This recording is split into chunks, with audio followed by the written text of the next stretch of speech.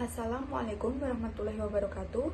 Pada kesempatan kali ini, kami akan membahas ruang kolaborasi topik 1, perencanaan pembelajaran dan asesmen yang disusun guru pada mata kuliah prinsip pengajaran dan asesmen yang efektif. Sebelum itu, izinkan kami untuk memperkenalkan diri terlebih dahulu.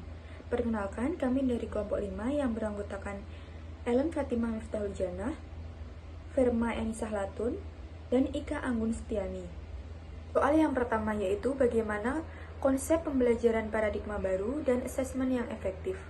Pembelajaran paradigma baru merupakan proses pembelajaran yang berorientasi pada profil pelajar Pancasila dengan proses pembelajaran yang merdeka dalam mengkolaborasikan materi melalui kehidupan sehari-hari atau hal yang nyata, dengan menekankan pembelajaran karakter dan moral berpusat kepada peserta didik sesuai dengan kebutuhannya. Asesmen yang efektif, penilaian untuk mengamati aktivitas belajar siswa. Hasil dari asesmen dimanfaatkan untuk memperbaiki proses pembelajaran berikutnya. Terdapat 3 asesmen yang digunakan dalam mengukur hasil belajar siswa. Yang pertama ada assessment for learning, digunakan untuk mengamati siswa selama proses belajar untuk memperbaiki proses pembelajaran. Yang kedua ada assessment as learning, digunakan saat proses pembelajaran namun melibatkan siswa secara aktif dalam menentukan prosedur penilaian. Dan yang ketiga ada assessment of learning, digunakan di akhir pembelajaran untuk mengukur capaian hasil belajar siswa. Saya akan melanjutkan untuk pertanyaan berikutnya. Bagaimana semestinya guru merencanakan pembelajaran paradigma baru dan asesmen yang efektif untuk meningkatkan capaian belajar peserta didik? Ada 7 poin menurut kelompok kami. Yang pertama yaitu menganalisis capaian pembelajaran untuk menyusun tujuan pembelajaran dan alur tujuan pembelajaran. Yang kedua, perencanaan dan pelaksanaan asesmen diagnostik. Yang ketiga, mengembangkan modul ajar. 4. Penyesuaian pembelajaran dengan tahap capaian dan karakter peserta didik. 5. Perencanaan, pelaksanaan, dan pengolahan asesmen formatif dan sumatif. 6.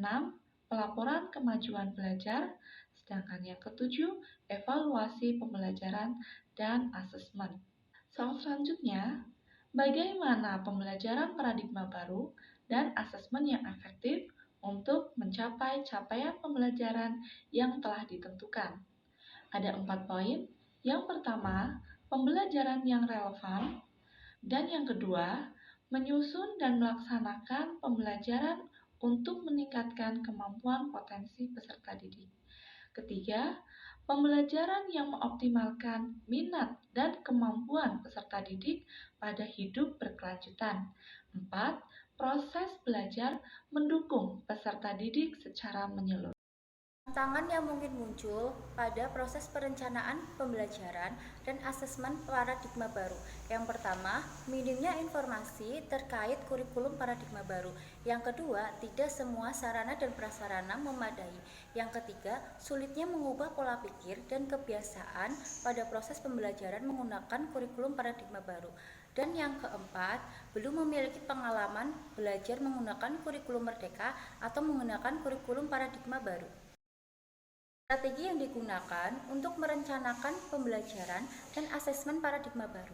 Yang pertama, pendidik mengikuti pelatihan intensif mengenai kurikulum atau pembelajaran paradigma baru. Yang kedua, pendidik selalu terbuka terhadap ilmu baru. Yang ketiga adalah peserta didik ikut bekerja sama dalam proses pembelajaran menggunakan kurikulum merdeka atau kurikulum paradigma baru.